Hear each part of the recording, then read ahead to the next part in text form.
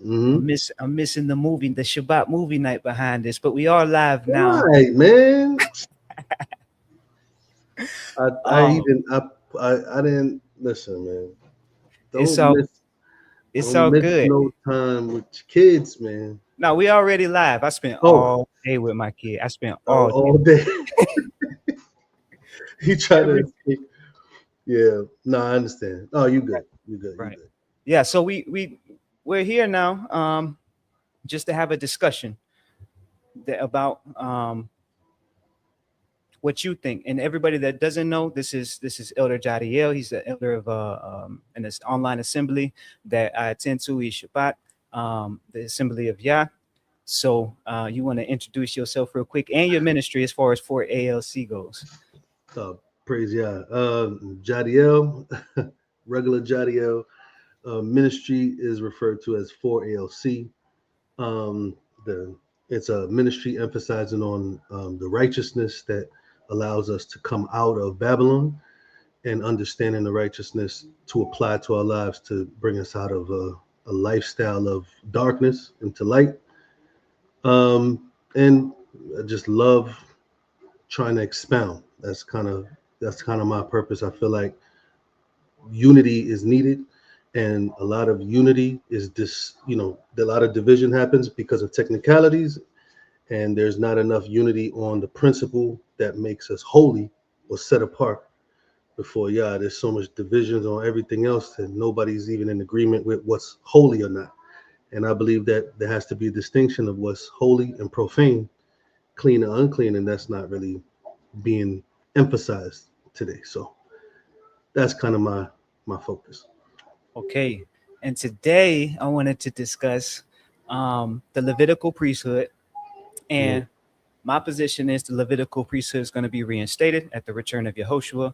Um, and then we'll get into sacrifices a little bit in a little bit. But can you kind of explain your position about the Levitical priesthood, um, like where it sits now and where it'll sit in the future? Okay, so so how you want me? I'm gonna do like 2-3 minutes, or just because you want me to explain a lot.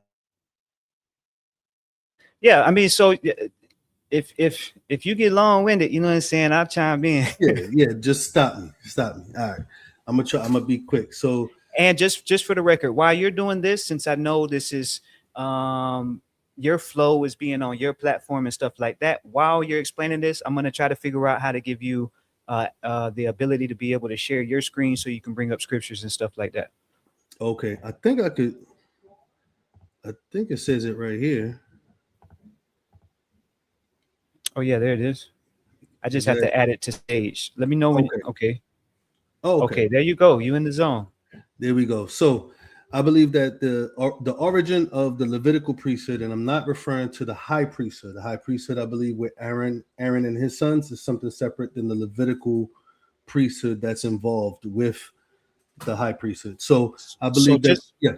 and I do apologize. Just Yeah. real quick though, where do you kind of get that from as far as the separation between the Aaronic priesthood and when the scripture refers to the Levitical priesthood? Where do you get that separation?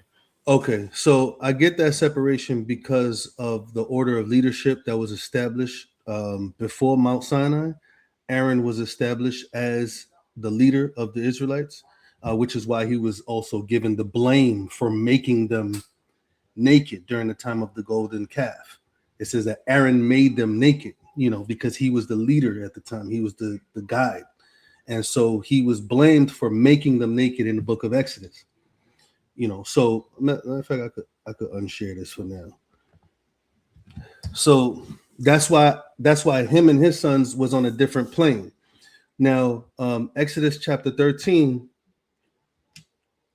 Should I bring up the? I could just say it because I don't want to take so much. Exodus chapter 13, the first couple of verses, it talks about the holiness of the firstborn. It says that the firstborn belong to Yah. It says that they are mine. And I believe that this was for a purpose. Of course, everything Yah does is for a purpose. I believe that later on it shows us in correlating the Levites now, when the following year after Mount Sinai in Numbers chapter 3, as well as Numbers chapter 8, the Levites was then given to Aaron to serve Aaron in the temple. But the wording says that the Levites were to go instead of the firstborn, meaning that the Levites was a secondary situation, replacing what was a primary situation. So just real quick, with that being said, when it comes down to the firstborn, and I'm with you on that, we're walking together so far.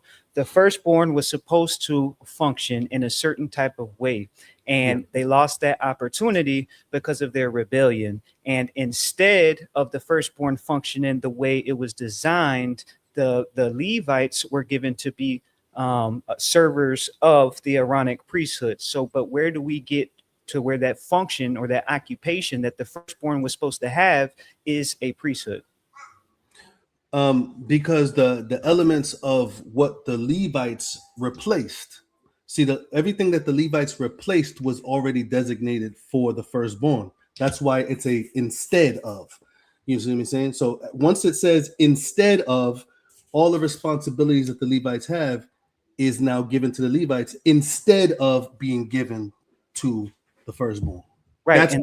That's how I see the correlation between there being a nation of priests, because of the firstborn of every tribe would have been serving in this capacity. So in Exodus 19, where he offers the whole nation to be a priesthood, the golden calf comes shortly after, and then later on he then replaces the firstborn with the Levites. Okay, so there's a lot that you just did. Okay, so Exodus 19, you say where he offers the whole nation to be a priesthood. Yeah. Do you would this include? Well, now let me start here. So based on what the Levites were given to Aaron for, is in their the responsibilities of the Levites and their service unto Aaron. Yeah. You're equivocating that to the Levitical priesthood. When I refer to the Levitical priesthood, I'm talking about the entire priesthood, the entire servitude of the service of Yah at the temple, which is the Levites' position, not Aaron and his sons. Aaron and his sons is a representation of Messiah's position, high priest. The Levites were to serve the high priest at the temple. Well, before it was the Levites, all the tribes of Israel was to serve the high priest at the temple. I believe that was a greater representation of Yah's people serving Yahushua as the high priest as a whole, rather than just one tribe. Right, but there's distinction between the Levites that were given instead of the firstborn. There's distinction between those Levites and the actual priests. Yes, that's why I separated the Aaronic priesthood with the Levites, because at certain points they were referred to as priests. So I'm just not taking away the title priest from the Levites, but there was a distinction between those priests and the priesthood that only Aaron and his sons possess. So, and it's can you so I can pull it up just so I can read it from my own reference.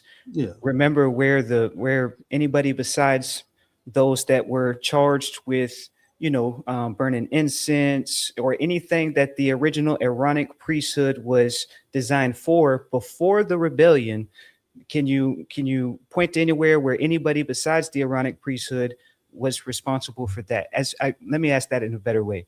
When you say that, like, for example, the Kohathites or any other Levitical tribe that weren't Aaronites, were referred to as priests, where's that at?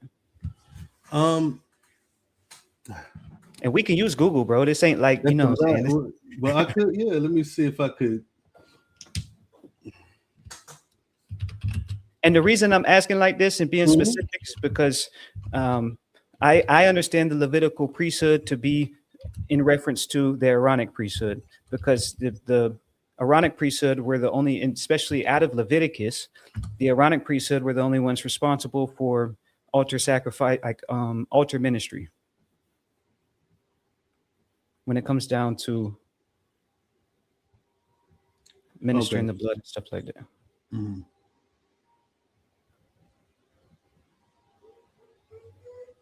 Well, Yeah, I'm gonna find that. So let me see. I believe the closing of the covenant in Exodus chapter 24. I'm trying to remember off the top of my head. Plus, um,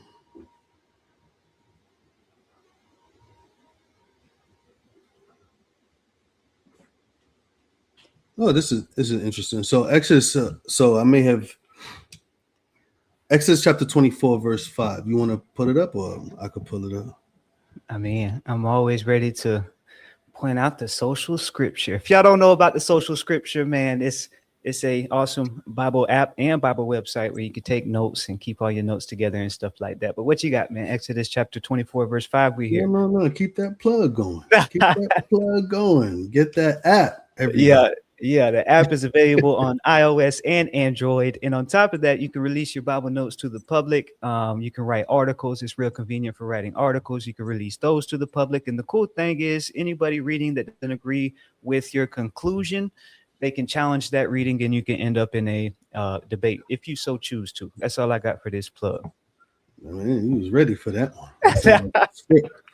That sounded like a script right there. All right. So Exodus 24, starting from verse 1, it says, I'm looking at the King James version. I'm not sure. Yeah, Yeah. I'm in the King James. So it says, and he said to Moses, come up unto Yah, you and Aaron, Nadab and Abihu, and 70 elders of Israel, and worship afar off. Moses alone shall come near to Yah, but they shall not come, neither shall the people go up with him. Moses came and told all the people the words of Yah and all the judgments, and all the people answered with one voice and said, all the words which Yah have said we will do. Moses wrote all the words of Yah, rose up early in the morning and built an altar under the hill, 12 pillars according to the 12 tribes of Israel. And verse 5 says he sent young men of the children of Israel, which I believe this is prior to the replacement of the firstborn. So it says he sent young men of the children of Israel, referring to, like, I mean, I'm assuming it's talking about amongst all of the children of Israel, whoever is worthy, of course, which offered burnt offerings and sacrificed peace offerings of oxen unto Yah. And then Moses took half of the blood and put it on the basin, and he kind of ratified the covenant as we move forward in the chapter. But verse 5 is kind of what the emphasis of what I was saying before about all the children of Israel participating in this in the sacrifices, which was a priestly duty. Right, and this is before the rebellion. This is before the rebellion. You're referring to the golden calf, right? Right. Yes, this is before the golden calf.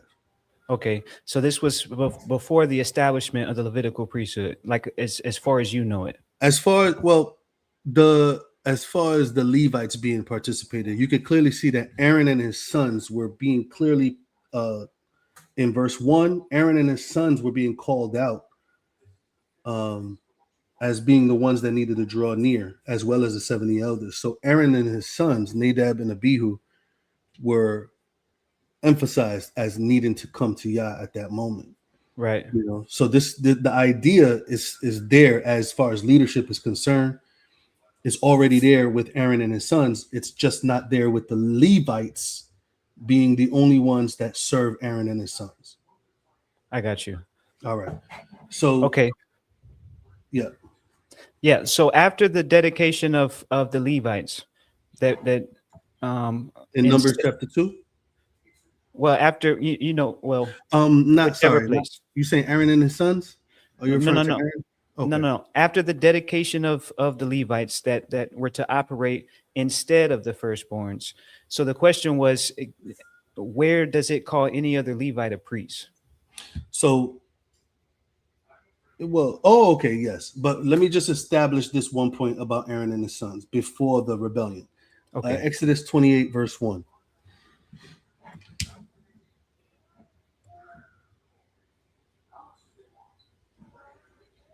And it says, take thou unto you Aaron, your brother, and his sons with him from among the children of Israel, that he may minister unto me in the priest's office.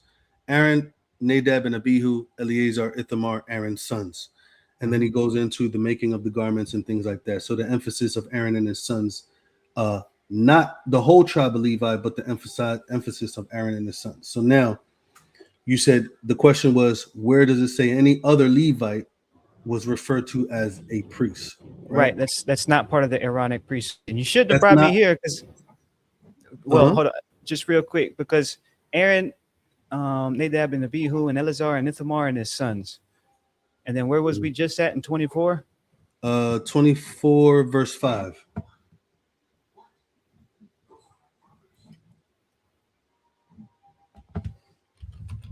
Okay, so only two of his sons is named here. What do you mean? Aaron, Nadab, and Abihu. No, he had more than two sons. Those are the two sons that died. And then Right. Yeah. Right. But your point here was because we got two sons here that are named in distinction from these young men that brought sacrifices in verse 5. I believe it's because of age. I believe it's because of succession. Like it would Right. go to the oldest instead of I guess all what of I'm the sons. Only one person possesses the high priest position. So I believe he's just mentioning the Nadab and Abihu in verse 5 is referring to the oldest sons. I got you. Okay. All right. So yeah. So the original question was where it refers to anybody outside the Aaronic priesthood as priests. Yeah. Okay. Can you go to Deuteronomy chapter 18? Yes, sir. All right. So I'm gonna start from verse 1. Probably just read down to verse 3. Okay. And it says, the priest, the Levites. Mm-hmm. I think that's pretty clear right there. Of all, when you say that's clear, what do you mean? The sentence itself, not just that those words, but of all the tribe of Levi. So when it says the priests, the Levites of all the tribe of Levi, it's not talking about one family. It's talking about the whole tribe. It says, shall have no part nor inheritance with Israel. They shall eat the offerings of Yah made by fire and his inheritance. Therefore shall they have no inheritance among their brethren.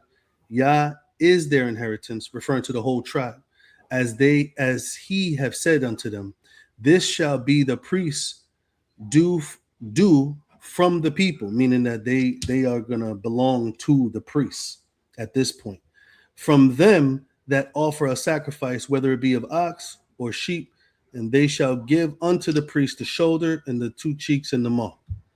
So it refers to the Levites as the priests, and then it says that they are going to belong, basically in a sense, belong to Aaron and his sons, as far as servitude is concerned.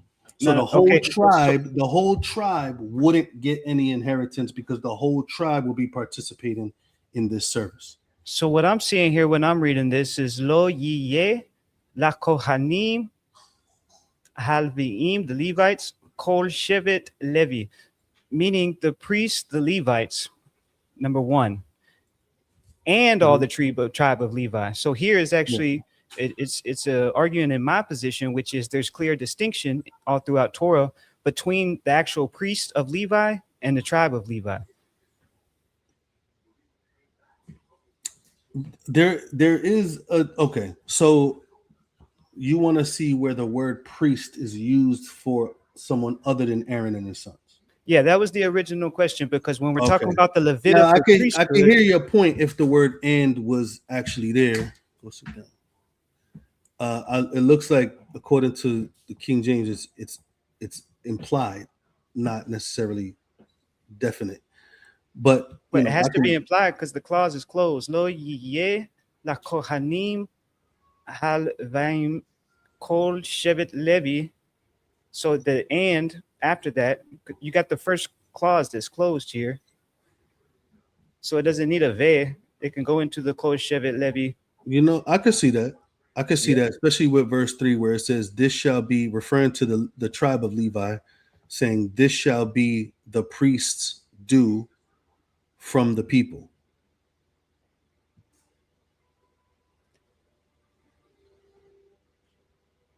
I missed it. And this shall be the priest's due from the people. Inheritance among their brethren. Well, if you're looking at this, right, it says here the tribe of Levi will eat the offerings. Right. I'm not saying that the tribe of Levi can't eat the offerings. But the I'm priest, saying the is it distinction only, between do you think that only the priest eats the offerings, or no, even the family Levite? of the priest, even the family of the priest can eat the offerings. The women, like the Right, whole the family of daughters. the Right, right, right, right. right. So the priests, the Levites, and all the tribe of Levi. So Okay, the distinction between the priests, the Levites, and the tribe of Levi.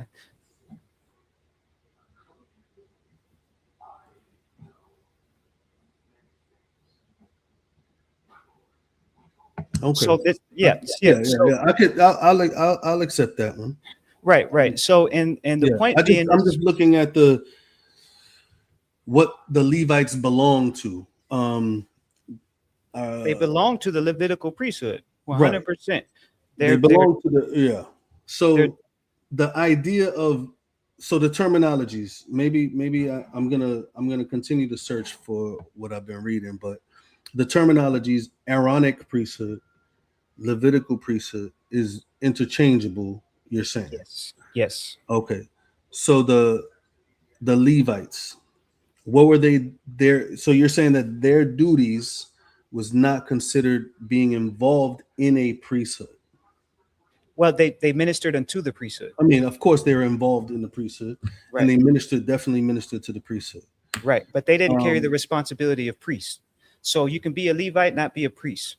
You had to the well, so they didn't carry specific responsibilities of the priest, of the so high and priest. let me clarify. In Exodus, where we read the establishment of the Aaronic priesthood, Mhm. even before the rebellion, Yeah. that there's nothing changed about that establishment. The thing that changed was who was going to assist them in that establishment, Okay. which is the swap from the Levites and the firstborn. So instead of the firstborn having the opportunity to serve the Levitical priesthood, Hmm. the Levites had they I guess you could say won the opportunity by being faithful unto Yah to minister into the Aaronic priesthood.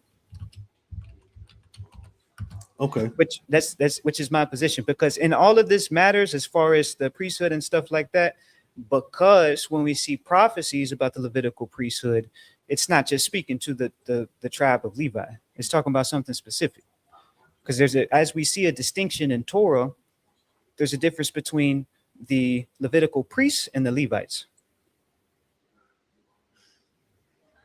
Yes. No. That's what I'm approaching it with.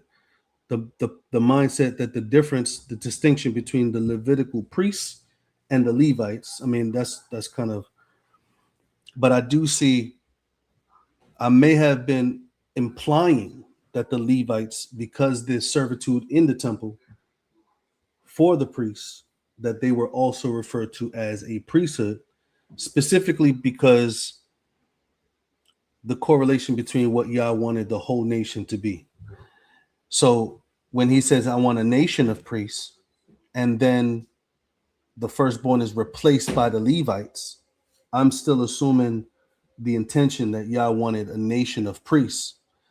Uh, Aaron was already designated at that time as well, but And that's he still wanted a nation of priests. So one of the functions that I see correlating with my idea, which I'm kind of is being tweaked, is that the nation of Israel had, there were specific duties that I believe that priests do, which is to make a distinction between what's holy and unholy, what's clean and unclean, and that the nation was supposed to make that distinction to the world.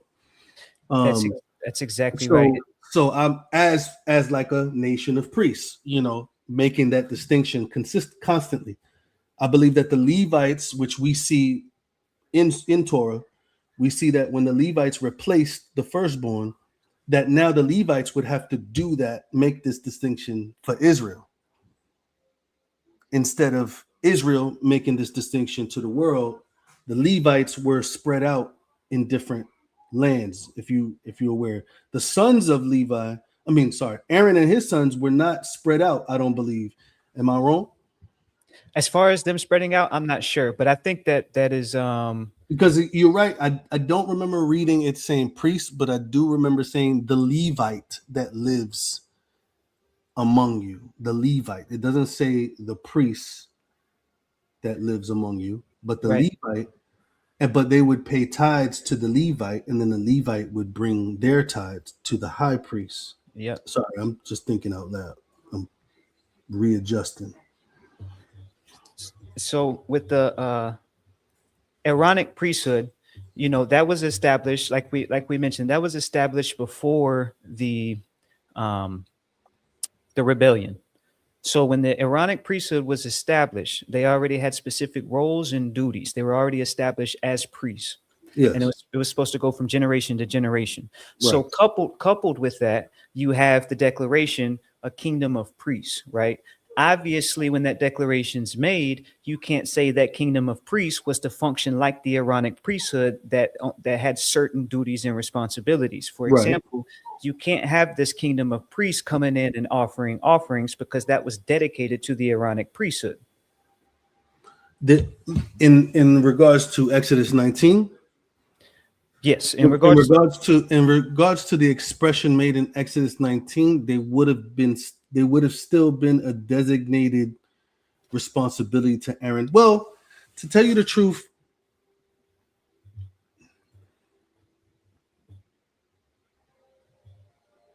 yes, before the fall, there still would have been a specific, even if there was no Levites replacing the firstborn, the Aaron and his sons would have still had a designated responsibility to serve at the temple in a specific way that nobody else would be able to do.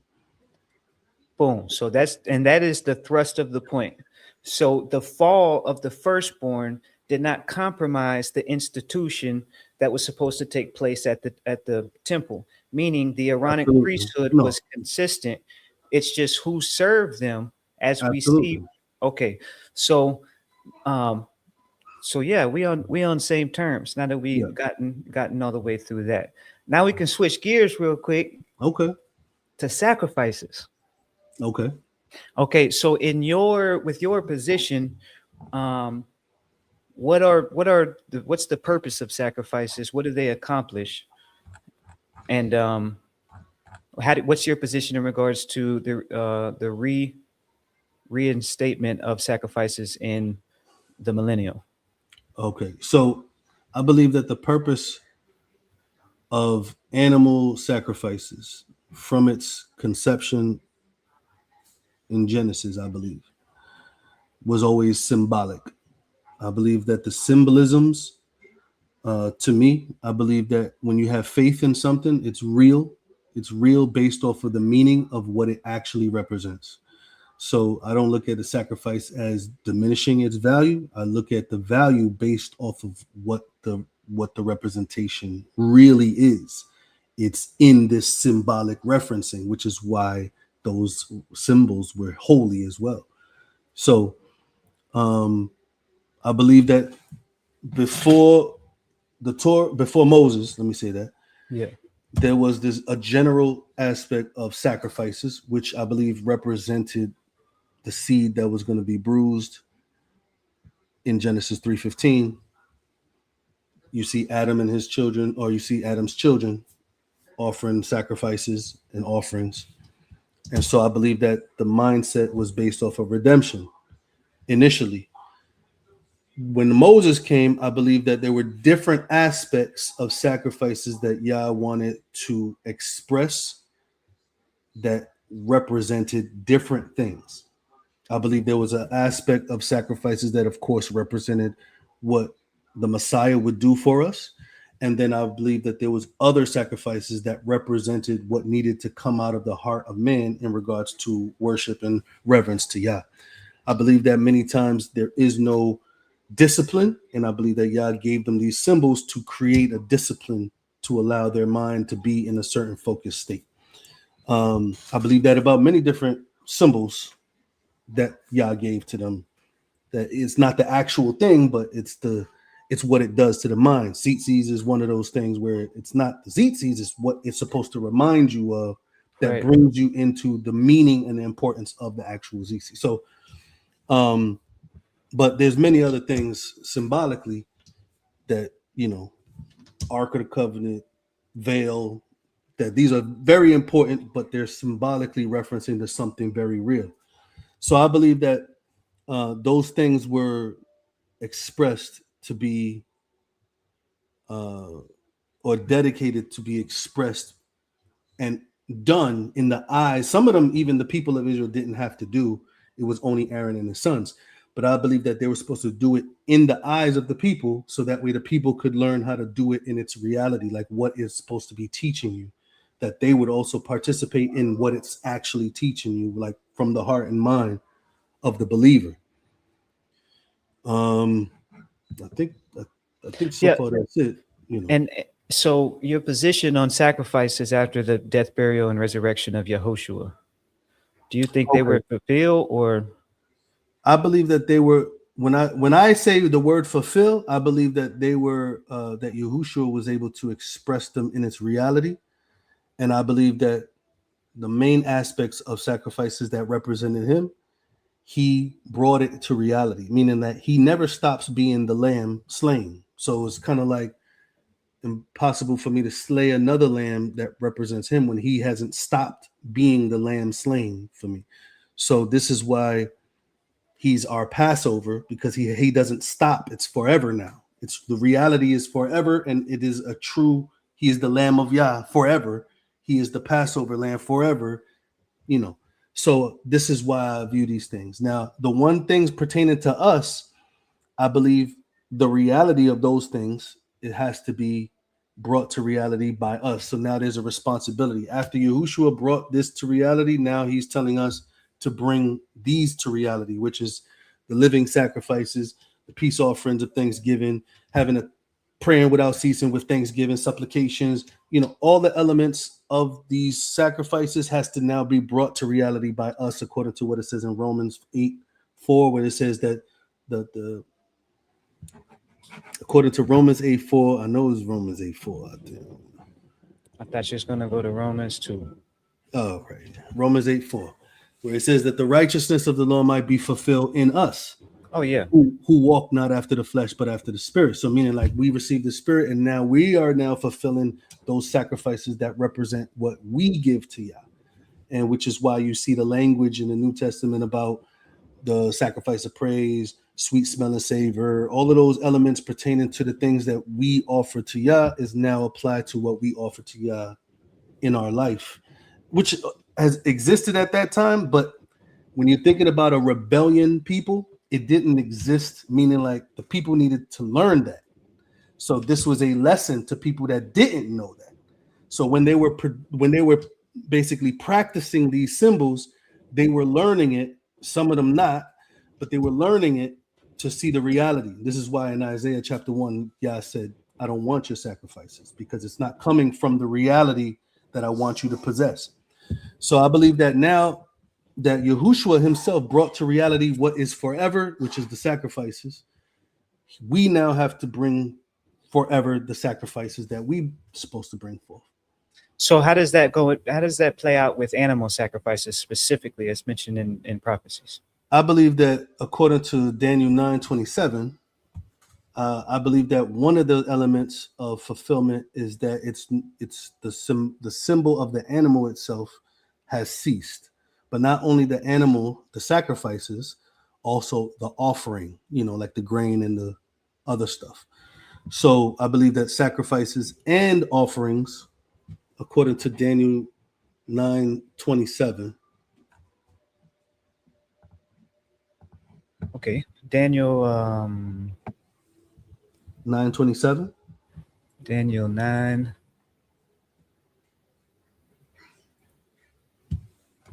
9.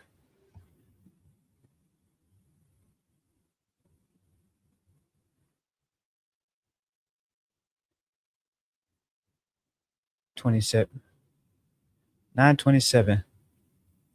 And he shall confirm the covenant with many for 1 week. In the midst of the week, he shall cause the sacrifice and oblation to cease. And for the overspreading of abominations, he shall make it desolate, even until the consummation, and the determined shall be poured upon the desolate.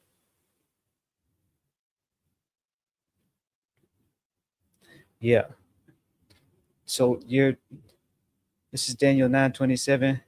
I'm trying to figure This out. will, this will probably bring us to a different conversation, because the prophecy, I believe, here is bringing us from the rebuilding of the city all the way to the time the Messiah comes. So this would definitely take us to a different conversation, because Yeah, I would argue that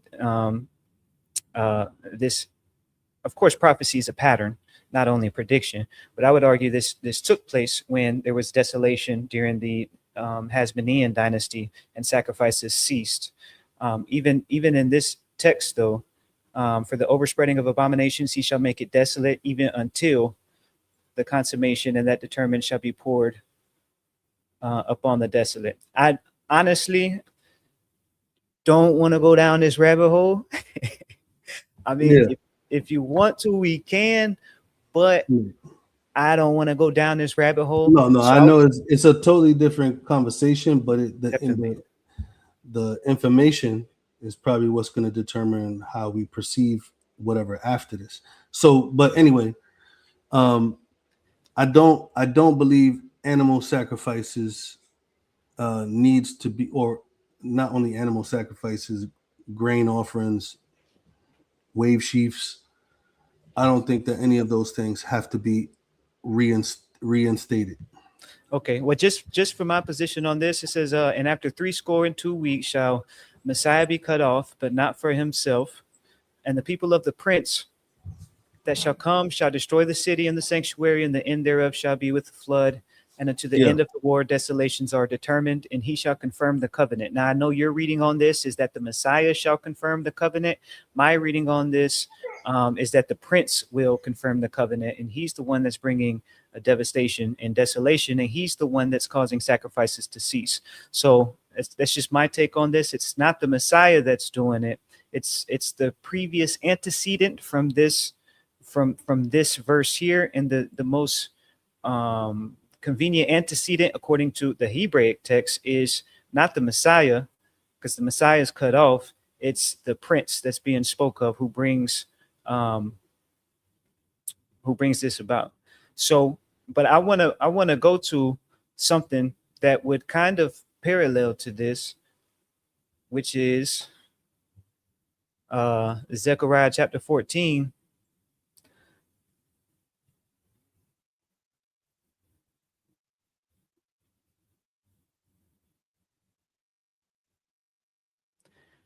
And just to grasp the context, it's not. Well, it is kind of long. I lied. Okay, so I know me and you are aware of what's in Zechariah 14. Well, just let me ask you this: has Zechariah 14? Do you believe this has been fulfilled in any way yet? Zechariah. No, I don't believe Okay. so. Okay. So when it talks about the nations coming together um, for Sukkot, and every pot in Jerusalem and in Judah shall be holiness unto Yah, and um, all they that sacrifice shall come and take of them and seethe therein. And in that day there shall be no more the Canaanite in the house of Yah.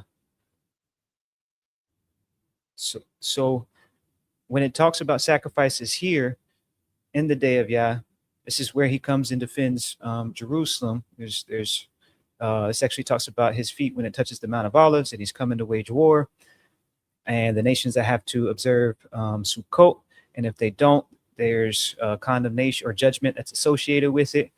And then it talks about sacrifices after the fact that this takes place, and it's specific with the language in regards to the boil, like the seething. Mm-hmm. So how would you, like, for something like this, how would you exegete that in regards to sacrifice? I don't Obviously, think. after the death, Yeah, burial, and resurrection of yeah, yeah. Yehoshua.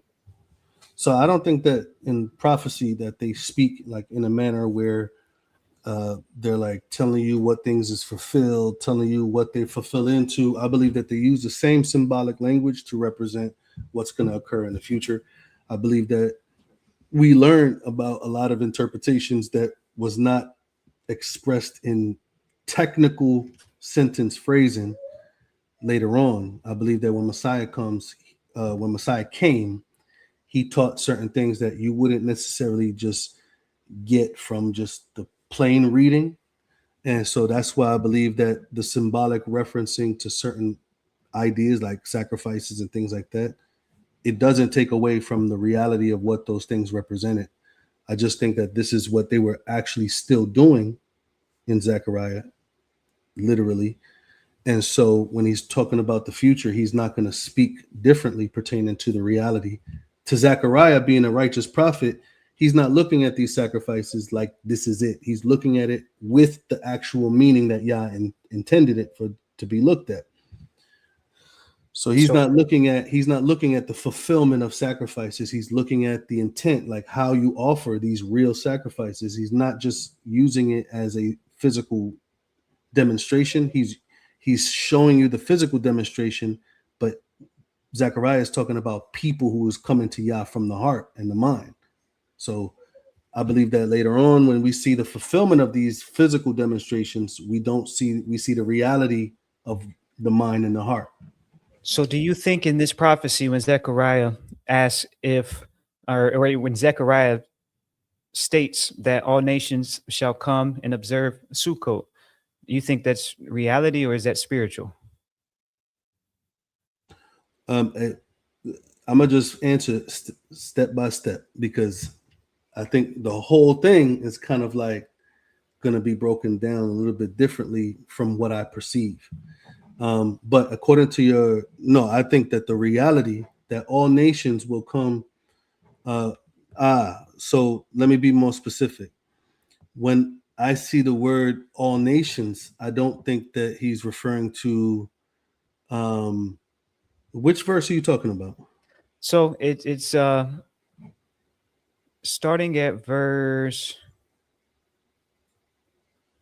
16. Okay, 16 to 19. Yeah, 16 all the way. Well, yeah, All right. 16, go 16 and 19. So it says, and it shall come to pass that everyone that is left of all the nations which come against Jerusalem shall even go up from year to year to worship the King, Yah of hosts, and keep the Feast of Tabernacles. Then it says, and it shall be that whosoever will not come up from all the families of the earth unto Jerusalem and worship the King, Yah of hosts, even unto them shall there be no rain. If the family of Egypt go not up, come not, there shall be no rain. There shall be the plague wherein Yah will smite the nations that come not to keep the Feast of Tabernacle. This is the punishment of Egypt and the punishment of all nations that come not up to keep the Feast of Tabernacles. Yeah. So do you think the coming up of the nations to keep the Feast of Tabernacles is spiritual as well, or is it really going to happen? Well, I believe that the representation of tabernacles, the festival, is it's a real appointed time. I don't believe that the appointed times is fake. I believe that there's symbols in these appointed times. Definitely. You see what I'm saying? So I believe that the representations of those symbols come to reality. So they still play out in its reality during those appointed times. I just believe that those sacrifices and offerings during that time represented something that we were supposed to be given. So the nations, I believe that sorry. No, I was just going to ask. So you believe that the nations really will come and partake in the Feast of Tabernacles? I believe that, yeah. I believe that they will come up and they will. Well, I'm not going to say the nations because it clearly says those who are left, and then it says those who do not. So Right. whoever, I correlate this with Isaiah chapter 2. I correlate this whole idea with, this is like a little bit of an elaboration with Isaiah chapter 2. Well, just on Zechariah 14 real quick. So it's your position that whoever's left, I won't use the word nations. Whoever's left are the ones that repented. Whoever's left are the ones that, point being though, right. Point being though, they're going to observe the Feast of Tabernacles. Yes. Okay. So you take that literal, but when it gets down to two verses later, every pot in Jerusalem and in Judah shall be holiness unto Yah. Mm-hmm. And then it goes into sacrifices. This Yeah. is not talking now. It's not literal. Yes. Right. Okay. It's kind of Now, like a point in time is it's time. Like what do time is you? real. Is Like, there any if I say sacrifices? Is there any sacrifices in Torah that have anything to do with the Feast of Tabernacles? the Feast of Tabernacles, there were sacrifices every day, different sacrifices each day. Right. So when this prophet is talking about the remaining people Mm-hmm. are going to come and Yes. observe the feast of tabernacle, Right. and then he goes right into sacrifices. We're, Mm-hmm. we're not associating that with the feast of tabernacle being observed in Torah. We're associating that with Well, the Feast of Tabernacles is not symbolic. It's an appointed time. It's time. So it's saying when to come up to keep the Feast of Tabernacle means that they're coming up at an appointed time. That's not symbolic like an animal sacrifice. It's literal. Feast of okay. Tabernacles is a literal point in literal time. So you So think the why would I ever look at Feast of Tabernacles like a symbolic, like an animal sacrifice? It is not. I keep the Feast of Tabernacles now, literally, because it's a literal time. right? So You you know, think animal sacrifices are only symbolic? what do you mean by only symbolic? They Because well I you told you that they have an important representation, but I think that they're only a representation of what they're about, what they right. So mean. yeah, but okay. So they're only a representation, aka symbolic, is your position. Yes. Okay. So in Hebrews, Mm-hmm. when the author says that the sacrifices were for the cleansing of the flesh, given a tangible purpose of the sacrifices. It can't be. Here's Huh? why. Here's why it can't be. Would the sacrifices cleanse your flesh if you were sinful?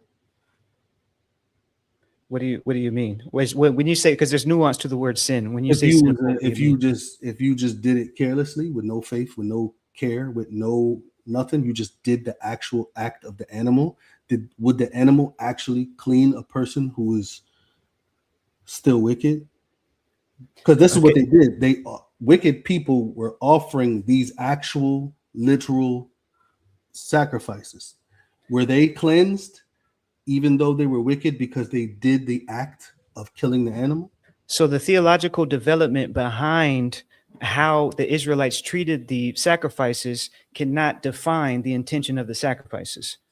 So what the sacrifices were initially designed to do, we can't let later Israelite theology and how they abused sacrifices to define the original intention of the sacrifices. The original intention of the sacrifices is the reality of what it represents. That's what I'm talking about. The original intention is the reality of what I'm referring to. Now, the actual demonstration of the killing of the animal didn't do anything if you were not in line righteously with Yah, if you were not in line by faith. Isaiah tells us that those sacrifice and offerings didn't do nothing for you because you were wicked. So the actual animal can't clean you if you are outside of belief, What do outside of you faith. what do Mhm. you mean? What do you mean by clean you? According to what you brought out in Hebrews chapter, was it 10? I think it was. The I cleansing of was the flesh, right. right? I What think, verse is that? Is it 10:8? uh, I'm not that quick with it. Pleasure. uh, No, I the wouldn't. purifying of the flesh, is it verse 13? From henceforth, no. In chapter 10, no. What was the chapter you was at It before that? was 8. Let me look it up real quick, man. Okay. I think it was chapter 10. It's 9:13. I was right when the Nine, first time. not, and I said 13. 10, Yeah. 13. All right. All right. So 10, 13.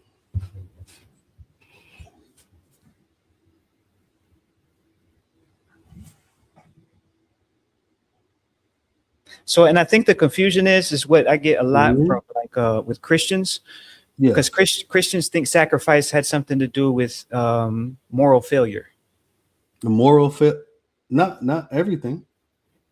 Right. So when it comes down to ritual purity versus ritual impurity, that doesn't have anything to do with moral failure. So what the No. sacrifices would do would be to cleanse the flesh of the person, or cleanse the flesh is Right. strong language. It'd be able to restore them to ritual purity in order for them to approach Yah, So where would that ritual purity stem from? being Their clean. outside, their hand, their physical hands? No. Okay, so What's you could ritual purity? That is, you're talking about the heart and the mind, right? no. And this is where the conflation comes in. So we got to go to Torah, because Torah defines ritual impurity. So when a woman has a baby, she doesn't have this. There's nothing wrong with her heart and mind, but she still has to bring Yes. a sin sacrifice to Okay. be restored to ritual pureness. Ritual pureness. Right. Simplify that statement.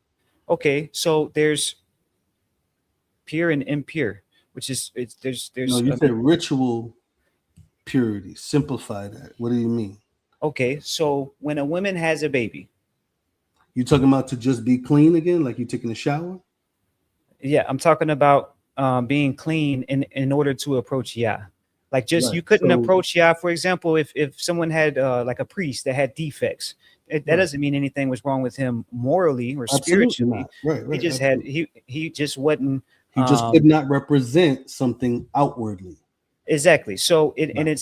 it's similar when it comes down to a woman having a baby. There's nothing wrong with her morally, but she still has to bring a sin sacrifice to be cleansed, Okay. which is what the author of Hebrews is pointing to. And So that's now why if now would she be cleansed if she was a wicked woman?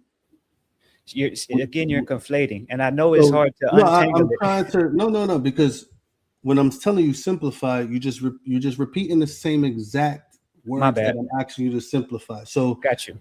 there's no simplification there. I'm still in the same terminologies, Got you. ritualistic purity. So I never used that term before. So I'm not gonna Okay, act like I understand.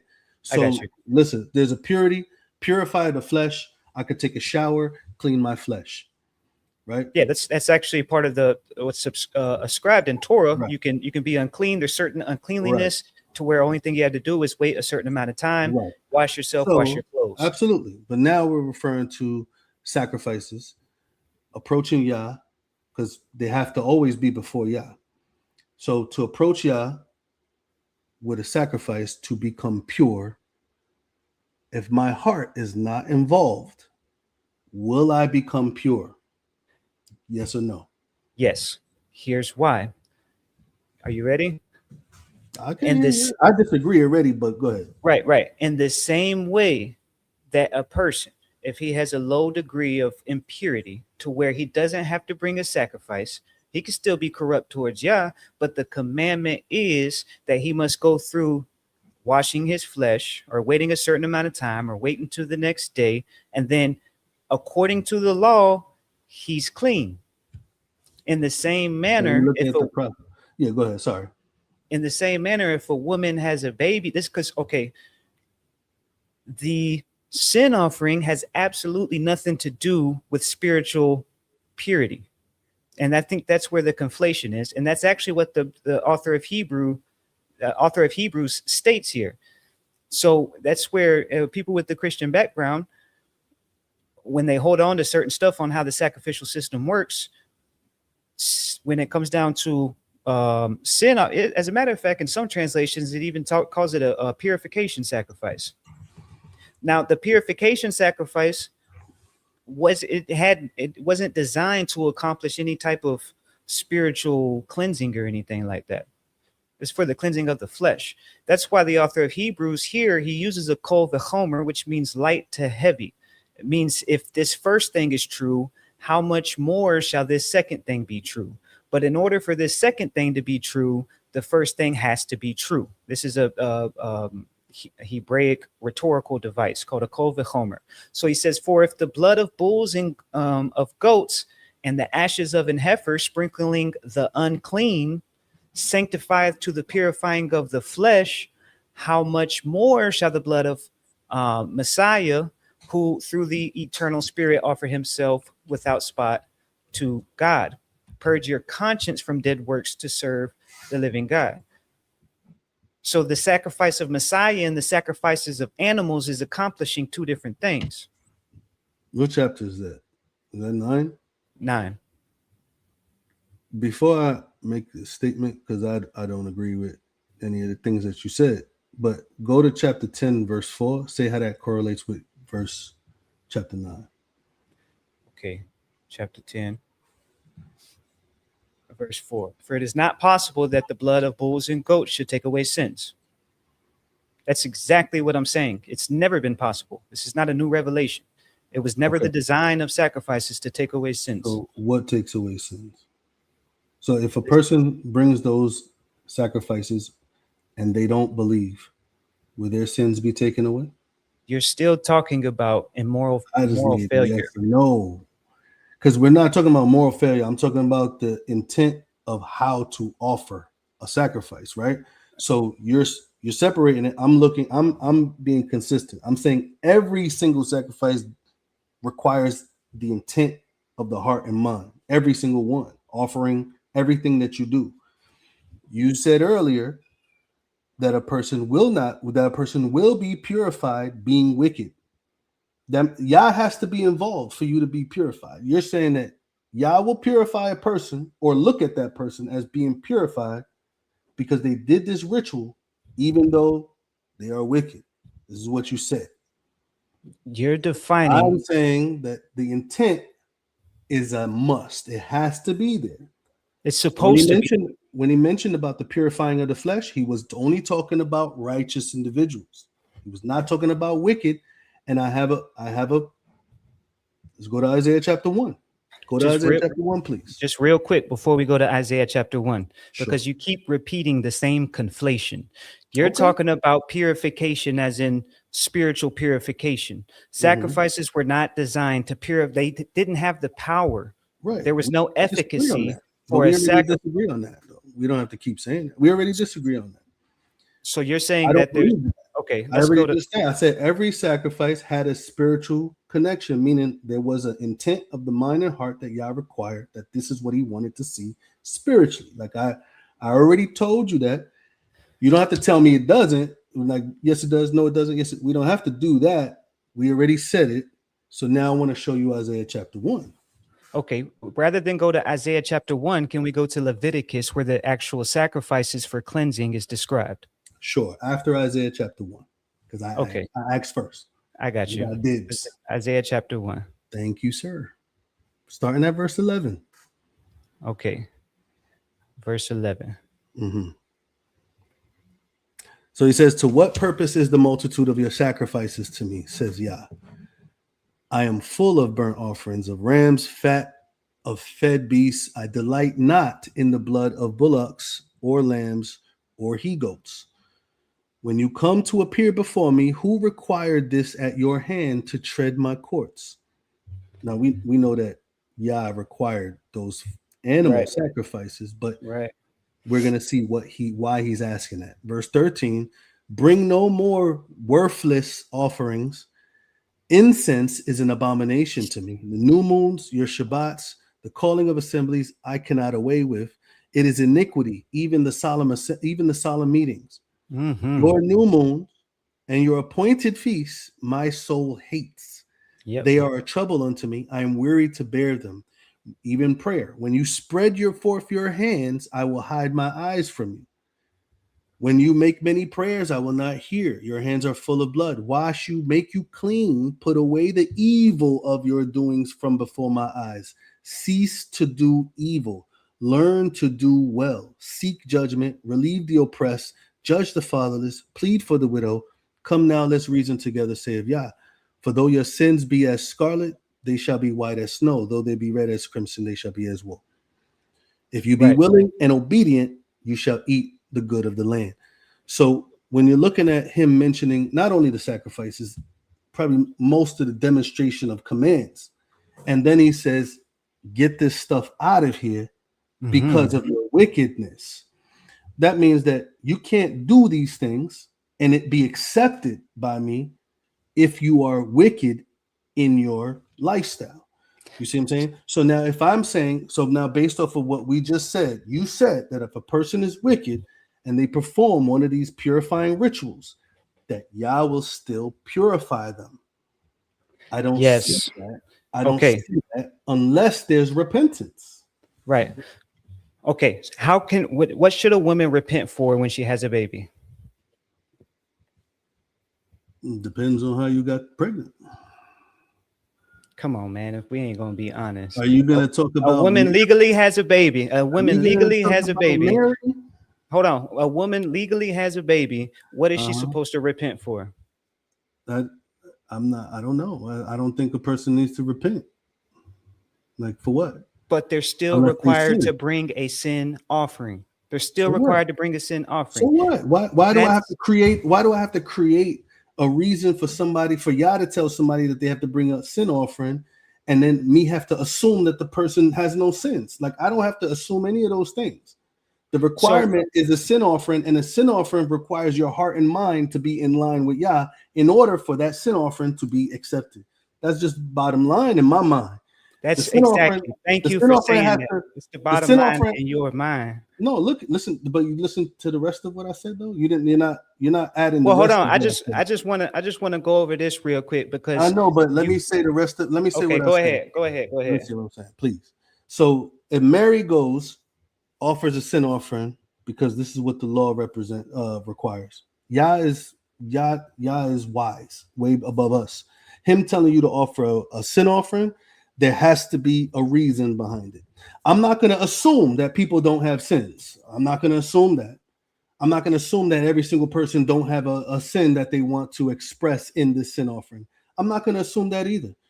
I'm not going to assume that they don't, nor do I have to assume that they are. All I see is that Yah requires this to be done, and that has to be done by a level of faith in the heart and mind pertaining to a personal response of what's inside the person. So I don't know if Mary came because Mary did need to get saved from her sins as well. I don't know if Mary had any sins that she wanted to confess and offer that sin offering at that time. I don't know. But to say that, oh, not everybody, it is never this, I don't know that about everybody. I know that everybody has sins. I know that And everybody needs deliverance from sin, the sinful flesh. I you're so don't you're know. I don't know who's not sinning. I know right. everybody is unrighteous. There's no one righteous, no, not one. So That's great. that's kind of how I approach it. Right. So when Torah prescribes for a woman to bring a Mhm. sin offering Mhm. because she had a baby, It didn't say that. It said for after a woman gives purification. It said for this purification. is that's purific. It's a purification Yeah. offering. The implication is that you're correlating sin with her having a baby. I'm not saying that her having No, a no, no, no, baby. no, no, no, no. This is what I'm Yeah, trying to get through. You're conflating when Torah talks about sin offering with sure. some type of somebody needs to repent for something. I'm saying, hey, when Torah says sin offering, it's not talking about moral failure. It's not talking about that. It doesn't mean somebody sinned. It's a purification. It's the cleansing of the flesh to restore ritual purity. That's your belief. I understand that. Right. I That's what understand that's Torah. how you see it. I got you. I'm That's just what I'm just Torah. expressing I'm just expressing how I Man. see it. All right. So going off, I I got you. understand how you Yeah. see it. Yeah. Yeah. Yeah. You had your, okay. On Isaiah chapter 1, I said before we even went to Hebrews, we can't let the theological developments of the Israelites dictate the original design of sacrifices given in Torah. Okay. Here, the prophet is rebuking, well, yeah, through the prophet is rebuking Thank you. these people because they conflated or they have had this belief, this false belief that they Right. could do these things and still be considered righteous in the eyes of Yah. However, righteousness and sin sacrifice are two separate things. Sin sacrifice does not accomplish righteousness. Is what I've been trying to say. If you go to Leviticus and it's very detailed about why to offer sacrifices, then you know that you can't offer sacrifices to be restored in regards to and pure with Yah. You know what I'm saying? You can't go offer a sin sacrifice and expect the favor of Yah to be upon you. Of course, you cannot do that. You can't go offer a fellowship offering, the Shelamim, and expect for to be in fellowship with Yah if you're not living according to His word. We know that, but the author of Hebrews literally tells us that the sprinkling of bulls, the blood of the bulls and goats, and the ashes of the heifer was effective to the cleansing of the flesh. Now, let me ask you this: does an altar sin? You said, does an altar sin? Yes. No, it does not. Okay, an altar doesn't sin. There's many things that don't sin that still have to be purified to be ritually pure. In the same way, a woman that has a baby doesn't have to bring a sin sacrifice just because she has a baby. This is talking about the simplicity of ritual purification, because Yah prescribes certain things to be done in His way. So in the same way the altar didn't sin, but it still needs to be atoned for, the same way the land didn't sin, but it still needs to be atoned for when there's a murder or when there's an unknown murder, the same way a woman didn't sin, but she still needs atonement, is what the author of Hebrews is talking about for the cleansing of the flesh. Go ahead, man. Okay, my turn. So, bro, you've been having a monologue, then you act like I've been speaking for too long. Go ahead, man. I stopped and I respected you. I wanted you to finish. I just didn't want to, you know. So going all the way back now to the beginning of what you were saying, does the altar sin? Sin is absolutely on the altar, because when you offer a sacrifice, you put your hands on the sacrifice, and then you take the blood, you sprinkle it on the horns of the altar, and you sprinkle it on the veil. Now, on the Day of Atonement, it said, it referred to all of those blood sprinklings as the filthiness and uncleanliness of Israel. So absolutely it has to be cleansed. That's what the Day of Atonement says, that the altar has to be cleansed because of the sins of Israel. So you dedication. Saying, so what's that? What? Hey, my bad. Go ahead. I thought you was done. No, of course. When I'm saying words, that doesn't mean I'm done. So when you said, does the altar sin? It is very clear that it does not sin, but the blood of the sin offerings, or the blood of all the sins of Israel, is on the altar. And Day of Atonement is a time in which the altar gets cleansed from all the sinfulness of Israel. So is sin on the altar? Yes. Did the altar sin? No, that's not even a question. It's an altar. Is sin on the altar? Absolutely. When is it cleansed? It's cleansed on the Day of Atonement.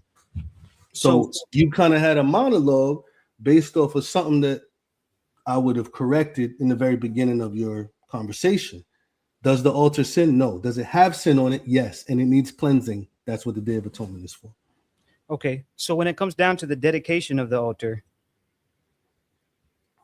before all of that, how does that work? When you have to dedicate something, you dedicate it. Can we establish that sin is on the altar, right?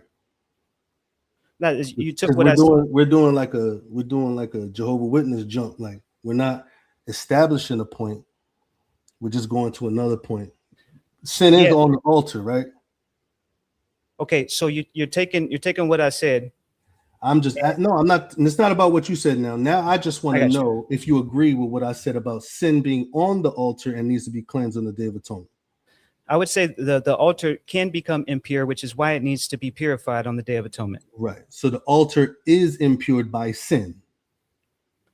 According to Leviticus 16, the sins of Israel is what the temple needs to be cleansed from. Right. So, but when you're talking about intentional sin, because I'm not talking about anything specific like that. I just want to know if we are in agreement with a general idea. That's all. I don't want to keep jumping around for specifics that we're both not talking about.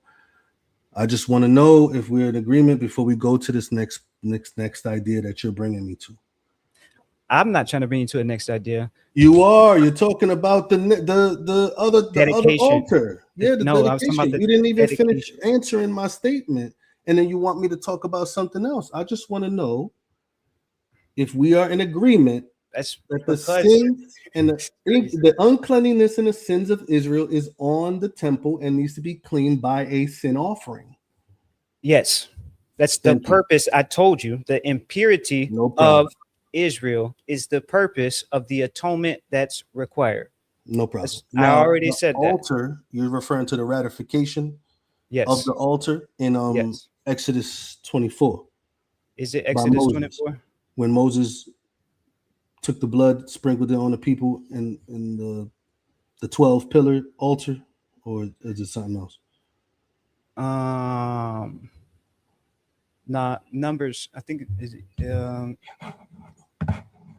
The dedication of the temple. right. Oh, And it okay. came, yeah, and it came to pass on that day, Moses fully set up the tabernacle. He fully set it up. The tabernacle just put up and had anointed it and sanctified it, and all the instruments thereof, both the altar and all the vessels thereof, and had anointed them and sanctified them, that the priests of Israel, heads of the houses of the fathers, who were the princes of the tribes, and were over them that were numbered, offered. What chapter And they, is that? this is chapter 7 of the book of Numbers. All right. And they brought their offering before 6 covered wagons, and it names out the offerings. And Yah spoke unto Moses, saying, take of them, that they may be to do the service of the tabernacle of the congregation, and thou shalt give them unto the Levites, to every man according to his service. And Moses took the wagons and the oxen and gave them unto the Levites, 2 wagons, 4 oxen. He gave unto the sons of Gershon according to their service, and the 4 wagons and 8 oxen. Did I get the wrong? Is this Ithamar, sons of Kohath. Yeah, here it is, verse 10. And the princes offered for dedicating of the altar in the day that it was anointed. Even the princes offered their offering before the altar. This is actually what I was referring to in the dedication of the altar. And you went off on this whole tangent with the sin being on the altar because of sin sacrifices, which is why I was trying to be clear in my answer, because you weren't understanding what I was talking about in the first place. I don't know if that's a question or no, it's I don't know. Man, this is venting or I don't know what you're doing. There's a little bit of venting in there. So how do you consider this? And the princes offered for dedicating of the altar and the day. Yeah, this is how they dedicated the altar, even during the time of Maccabees, during the time of Solomon. I'm trying to understand, is any of these a sin offering? Like, it's not really saying these are sin offerings. So when you say sin offering, what do you mean? You're talking about the intent, like I said, it's the intent of what's being brought. Like these different sacrifices. These are just animals that's being dedicated to the temple. This happened during the time of Solomon and Kings. This happened in Maccabees. This happened multiple times throughout Hezekiah's time to reinstate the function of the tabernacle. It doesn't say you need a sin offering or a peace offering or a thank offering. None of that. But they're dedicating the altar with these sacrifices. That's how you dedicate the altar. Which is exactly what I was talking about. I don't know what you was talking about, but if that's what you was talking about, sure, I agree. Okay, so all I'm saying is that there's no specific type of offering. These are all different offerings that's not even labeled as peace offering, thank offering. It's just these are offerings. Okay, and you emphasized on the sin offering. So what's the sin offering offered for?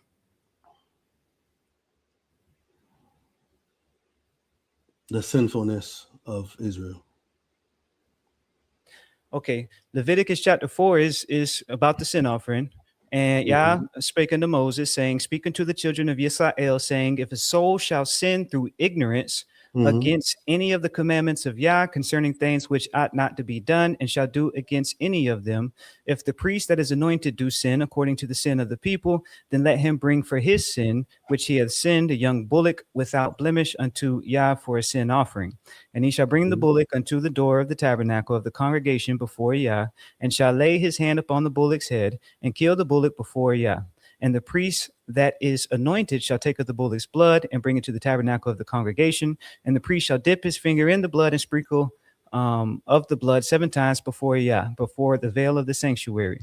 And the priest shall put some of the blood upon the altars of the altar of sweet incense before Yah, which is in the tabernacle of the congregation, and shall pour all the blood of the bullock at the bottom of the altar of the burnt offering, which is at the door of the tabernacle of the congregation. And he shall take off from it all the fat of the bullock for the sin offering, that fat that covereth the inwards, and all the fat that is upon the inwards, and the 2 kidneys, and the fat that is upon them, which is by the flanks, and the caul above the liver, and the kidneys. It shall be taken away, or it shall he take away, as it was taken off from the bullock of the sacrifices of the peace offerings. And the priest shall burn them upon the altar of the burnt offering. And the skin of the bullock, and all his flesh, and his head, and his legs, and his inwards, and his dung, even the whole bullock shall he carry forth without the camp into a clean place, where the ashes are poured out, and burn him on the wood with fire.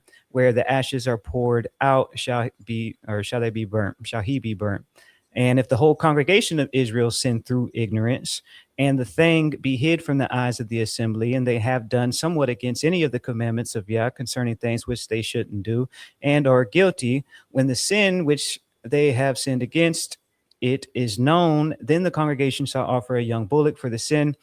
And then it talks about the elders of the congregation, and the priests shall, it's going to prescribe it. I don't want to keep reading the whole thing. Dip his finger and shall put some of the blood on the horns of the altar and go through that ritual process. And he shall take all the fat, just like kind of like we just read. And he shall do with the bullock the same as he did for a sin offering. So shall he do with this. And the priest shall make an atonement for them, and it shall be forgiven them. And he shall carry forth the bullock without the camp and burn him at the burn. Okay, it talks about where to burn him. And then it talks about when a ruler sinned and done somewhat through ignorance. The theme I'm getting at is where's the sin for, like, where's the intentional sin for the sin sacrifice? Because the Torah is specific, and this being through ignorance. It goes on to the common people. It's listening to different categories of people. And if any one of the common people sin through ignorance, while he doeth somewhat against any of the commandments of Yah, or if his sin which he hath sinned come to his knowledge, then he shall bring his offering.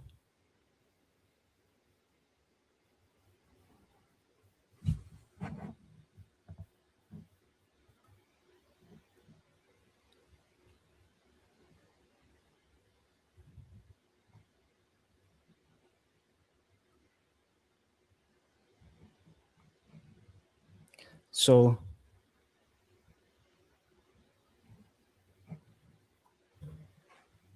and if a soul, maybe this will help you out. And if a soul sinned and hear the voice of swearing, and is a witness whereof he hath seen it or know it, if he do not utter it, then he shall bear his iniquity. Or if a soul touch an unclean thing, whether it be a carcass of an unclean breast, or a carcass of an unclean cattle, or the carcass of unclean creeping things, he shall also be unclean and guilty. Oh no, this is just talking about uncleanness. Or if a soul swear, pronouncing with his lips to do evil or to do good, whatsoever that is a man shall pronounce with an oath, and it be hid from him, or is hid from him. When he knoweth of it, then he shall be guilty in one of these. And if he shall be, when he shall be guilty in one of these, he shall confess that thing that he hath sinned, and he shall bring, but this is a different category. This is the trespass offering. Mm-hmm. So when the Torah is talking about a sin offering, where are you getting that is for intentional sins? Leviticus 16, the trespass offering. So it's a trespass, the Hasham. I know somebody named Hasham, yeah. All right. So but Leviticus 6 talks about the trespass offering is because people are sinning. Right. Willfully. Right. Sinning willfully is the trespass offering, right? Does it specify well, the I'm sin? just saying that it specified certain sins, yeah. All right. So those that and I know you'll probably go with the concept, the idea of the trespass offering covers Well, we all never intentional know. sin. We never know. Right. Let's talk about So it. well, let's talk about it. If somebody murdered somebody, could they offer a trespass offering? If somebody murders somebody, Could they offer a trespass offering? no, they got to go to the city of refuge. Nah, that's for manslaughter. That's for accidental. I'm talking about if somebody murdered somebody. I'm well. If they have to see if they were murder, if they actually murder, if somebody get caught for murder, you saying? Right. Right. Uh, no, I think they were. I think they were punished. They were killed. They were punished. If somebody broke Shabbat, could they offer an Nisham, this trespass offering? Um, I'm not too sure right now in my mind. Yeah, no. Because This I mean, according to Torah. I'm just thinking about the plethora of sins that the corporate body of Israel has committed.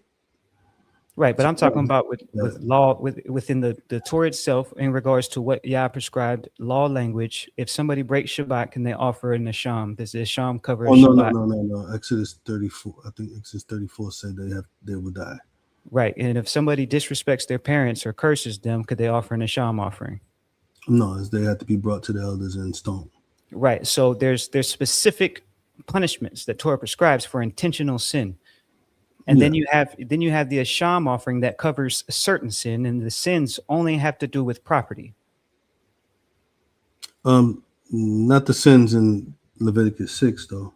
Yeah, and Yah spake unto Moses, saying, if a soul sin and commit a trespass against Yah, and lie unto his neighbor in that which he was delivered to keep, or in his fellowship, or in taking away, in a thing taken away by violence, or have deceived his neighbor, or have found out that, or has found that which was lost, and lieth concerning it, and swears falsely, in any of these that a man doeth, sinning therein, then it shall be, because he hath sinned and is guilty, that he shall restore that which he took violently away. This is property, or the thing which he hath deceitfully gotten, or that which was delivered him to keep, or the lost thing which he found, or all that about which he hath sworn falsely. He shall even restore it in the principal, and shall add a fifth part, 20% more thereunto, and giveth it unto him to whom it appertaineth, in the day of his trespass offering.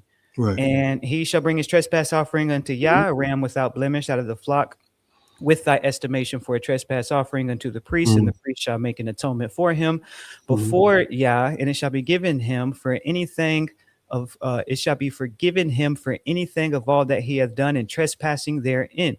And Yah spake unto Moses, saying, command Aaron and his sons, saying, this is the law of the burnt offering. So now it goes into a different category. So with the Asham offering, it had everything to do with property. Sinning in regards to property, yeah. Right, which is what I said. But this is a moral aspect of dealing with people's property. Right, but it's still about property.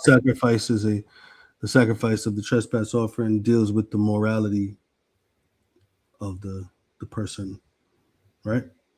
So the sacrifice of the trespass offering deals with this instance of morality, which is why 20%, restoring stuff 20% is the part of the restitution. The requirement. Yeah, that's just the restitution, the principle that's needed for your action, but the morality of it, these are moral. Right. So what I'm getting at, when it comes down to the sacrifices, there's 5 main categories. Only 2 of them are for impurity. One of them, this is the closest you will get to intentional sin. The one we just read in Leviticus chapter 4. This is intentional sin, but these are specific intentional sins. So not very good. But these are specific intentional sins. I stand corrected. Thank you. And the Asham offering covers these specific intentional sins, but it's not demonstrated anywhere in Torah where if you sin like breaking Shabbat or disrespecting your parents or cursing them or using Yah's name in vain, so to speak, you can't offer an Asham offering because the Asham offering legally doesn't cover these sins. Right, which is why John says, don't pray for those who do sins, deserving of death.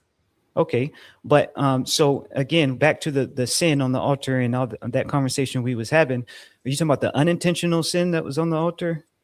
Are you referring to? You talking about Mary when she had the child? Wait, when you was mentioning the sin offering, you made it seem like the sin offering is covered intentional sin, which is, now let me give you the benefit of the doubt. That was a Are later you referring to theological. Mary? You talking about the I'm one not with talking. Mary? I didn't bring up Mary. You brought up Mary. I'm talking about the sin sacrifice. I never brought up Mary, by the way. You did. I'm talking about the sin No, I didn't. sacrifice. No, I didn't. Slow down, man. Slow down. I'm trying to understand where you at. Slow down. Got you. You said Talking. you said when you said, and I'm still not where I said anything. So bring me to that so I could know what you're talking about, please. You What tired, did I man? say? Oh yeah. I mean, it's 11:30. You losing focus. So what did I say that you're addressing? Because it just sounds like I mumbling right says now. I said, where does sin? Where does the sin offering get associated with intentional sin? That's the whole Okay. purpose. We And I went to said Leviticus Leviticus 4. 6. That no, we first went to Leviticus 4. I You brought me to Leviticus 4. If you I ask me did the because question, you no, asked me listen. the question, how did I answer? Because I I'm said, not what is listening. the sin offering for? You And said what did for I say? sin. You said for sin. I said, let's go to Leviticus 4 and see what that says. And then it was all unintentional. Then you took me to Leviticus 6, where it only covers property. Okay. But the sin offering, I could take you to Leviticus 16. That's a sin offering, right? I don't Leviticus 16, the Day of Atonement. You could definitely take me there. Yeah, that's a sin offering. What is it for? Let's go to Leviticus 16 and find out. I know what it's for, but Yeah, I'm just asking you. where you want to start? It's I mean, we know that it's a sin offering. Verse 5, Leviticus 16, you shall take of the congregation of the children of Israel 2 kids of the goats of the sin offering, Mm-hmm. and a ram of a burnt offering. Mm-hmm. Then we could scroll down because it's giving all the details of what needs to be done. And then in verse 15, it says, then shall he kill the goat of the sin offering that is for the people, to bring his blood within the veil, and to do with that blood as he did with the blood of the bullock, and the sprinkle upon the mercy seat, before the mercy seat. He shall make an atonement for the holy place because of the uncleanliness of the children of Israel, and because of their transgressions in all their sins. And so shall he do for the tabernacle of the congregation that remains among them in the midst of uncleanliness. Mm-hmm. And what happened with the did something happen? He mentioned something about two sin offerings, right? Oh, the scapegoat? No, one sin offering, one scapegoat. Well, where we start in verse 5. Yeah. And he shall take the congregation of the children of Israel 2 kids of the goats for a sin offering, and one for a ram. Yeah, one is for Aaron's family, and then one is for the children of Israel. Well, wait, the bullock was for. Oh, okay. So he said to choose 2 goats, and then they had to cast lot for one of them to be Yah's goat. Right, right. And what happened to the other one? It was brought to the wilderness. Is that the only thing that happened? And Aaron shall bring the Well, goat Aaron upon put, which the yeah, Yah's Aaron lot put him on fell, the, and offer him for a sin offering. But the goat yeah, of which the lot fell to be the scapegoat shall be presented alive before Yah to make atonement right, with him, and to let him go for the scapegoat into the wilderness. And Aaron shall right. bring the bullock. Okay, so and what was the purpose of that scapegoat? What do you mean?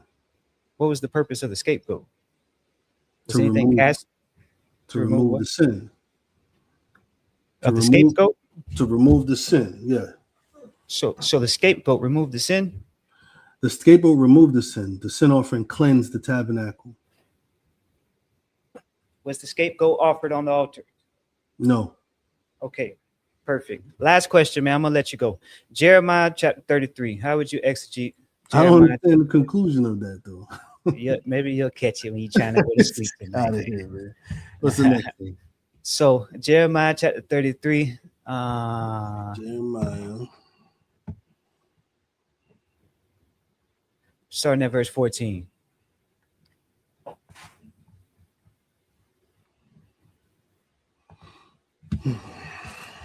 Mm-hmm. 14 down to where? I started 14. Behold, the days come, saith Yah, that I will perform that good thing which I have promised unto the house of Israel, excuse me, and to the house of Judah in those days. And at that time will I cause the branch of righteousness to grow up unto David, and he shall execute judgment and righteousness in the land. In those days shall Judah be saved, and Jerusalem shall dwell safely.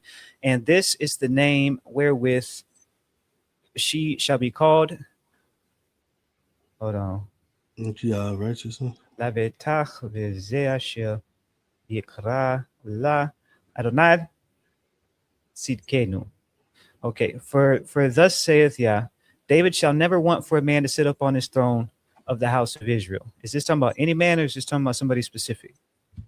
It's talking about Yahushua. Okay, and then it says, neither shall the priests, the Levites, want a man before me to offer burnt offerings and to kindle meat offerings and to sacrifice continually. So when it talks about the priests, the Levites, want a man before, to offer burnt offerings. That's talking about us. I'm out of here, man. What happened? What? David represents somebody else. How the priests and Levites don't represent? Didn't you give me that logic in the other chapter?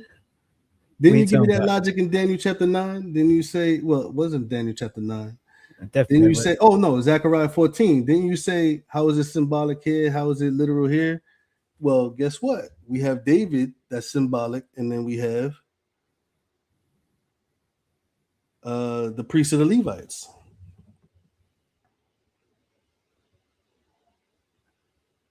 Really? If that's what you get, that's what you get, man. So the throne of David, like the throne of David. And I just want to ask this question real quick. Okay. Does the throne of David, being referred to as the throne of David, does it belong to David? I just want to ask you that. Does the throne of David belong to David? Yeah. Is it like a throne that it is his in eternity? Like when he raises up, like that's my throne. Like it's the throne of David. You know, that's what the phrase means. It belongs to David. That's just the English phrase. I'm just asking, does that English phrase literally mean that? Because at the resurrection, when David raised, does he take ownership of that throne? So I think when it talks about the throne of David, it's talking about, it's the throne of David. It's not literally Solomon, like Solomon. Right. Solomon sat on the throne of David. Okay. Yes. Right. Now, so many times it says David's throne of David. It uses very specific language talking about possession. But you know that that's not really David's throne. Like in a literal sense. Like at the resurrection, when Yahushua sits on this throne, David is not like, yeah, that's my throne. That's my seat. Get up. Okay, I see. Right? I see. Right, but just for clarity, that's a term. Like even Solomon sat on the throne of David. Yeah. Right. Yeah. Okay. It's a term. It's not saying that it belongs to him, even though it's saying it belongs to him. Right. Only his descendants can sit on that throne. It's what I think that is saying. Okay. That's good. Yeah. That's good. Is there a reference of David himself in prophecy, him being the shepherd, without any qualifying saying David's son or anything? It's just that David is the shepherd. Right. Right. Is that referring to David? No. Right. Right. Of course, that's referring to the Messiah, because that was said after David was gone. Absolutely. So there's many instances in which it uses a reference, but it's not really talking about literal that actual thing, but what that represented. Right. Okay. That's kind of how I'm looking at this. So that logic was better than a lot of the other stuff you've been doing. I'm telling you, I promise you. I promise you. Now, that's, of course, I don't agree with that reading here. I know that. But it's not only this, it's just based off of the collection of other things, but you see how I approach it. I can understand what you just, I got to be honest, bro. What you just said and how you just broke that down is one of the only things that made sense from a lot of what you've been saying tonight to me. Get out of here, man. I wish I could say the same. I still don't understand what you're trying to say today. I know. It's evident. It's definitely evident. Well, the watchers, you decide. Right. Comment comment, like, and subscribe. My man got an app. Give him the plug. Go ahead. This is I'm too tired for Go ahead and I'm gonna do it. Listen, get this app. What's it called? the social scripture. The Social Scripture. Come on. Right. You've never heard anything like that. You've never seen anything like that. Just go download it, get into it, get active, communicate. If you have a different opinion, add it so we can get into a conversation. Let's do it. Friendly conversation like me and my brother just had today. All right. Many of y'all can't handle these type of conversations. So please, if you have thick skin, join in. If not, sit out. Please sit out. Be emotional over there. Yeah. Well, my bro, I appreciate all the time that you dedicated to tackle this topic in regards to, for now, right? For now. Maybe other times. Let me ask you this: did you learn anything in regards to the distinction between the Levitical priesthood and the Levites? The things that I don't think that you notice because you don't be paying attention, but many of the things I said is based off of what I learned from our conversation from you last time we talked. So when I went back to restudy and reestablish technical specific verses, my responses today was based off of what I learned from our last conversation. So it seemed like we had to hash a lot of that back out though in regards to intentional and sin. This is kind of what, in regards to communication, you need a little bit more work paying attention to what somebody actually understands. Because you would have saw that I was saying what you taught me last time. Oh no, you can't put that on me. Nah, you can't put that on me, bro. Everything I said you taught me, man. You taught me everything that I know. So everybody watching, listen, if I was talking crazy, wait, where are you? Thank just Salah, man. That's crazy. That's definitely untrue. Now, I'm not being serious. No, when I'm talking specifically, I'm talking about the distinction. The distinction, I wasn't I'm not gonna say familiar, but I wasn't refreshed on it until we talked last time. When we talked last time, my initial communication of what I thought about the distinction was only because I went back and I took a look at it again. Before it was kind of jumbled up. Everything was offering, even in regards to the offering. I don't think you remember, but I think that last time I was talking to you about the offerings, I was jumbling it all up together, sin offering, like that. In our conversation, we went to Leviticus, and then we started to look at the distinction. In this conversation, I started off with my new understanding, my refreshed understanding, the distinction. And one thing that I did include in my mind was the distinction between the Levites and the priesthood. That was also jumbled up in my mind. So I appreciate that. I got you. Okay. I appreciate you. I do have so much respect for you that you'll sit down with somebody that has a difference of opinion in regards to reading these scriptures and have this long of a conversation publicly. How long was it? It's an hour and 37 minutes. Oh, snap. That speaks volumes to who you are as a leader. Not being serious. That speaks volumes to who you are as a leader. And I hope this represents how two people can sit there. You don't got to leave congregations and I'm picking up what's going elsewhere. You can sit down, have a conversation. At the end of the conversation, still disagree and still be like, all right, bro, I'm going to text you tomorrow about how you lost in this conversation. You cooked me? Oh man, I'm gonna send you clips. I'm gonna send you shorts. You know what? I want you to make those shorts, man. Nah, man, I ain't got time for that. But nah, use Opus clip, man. Clip me. I appreciate you. I'm gonna go ahead and cut off the stream. Torare ba. Y'all rock with your boy, and thank you, Elder, for coming up. And that's the end of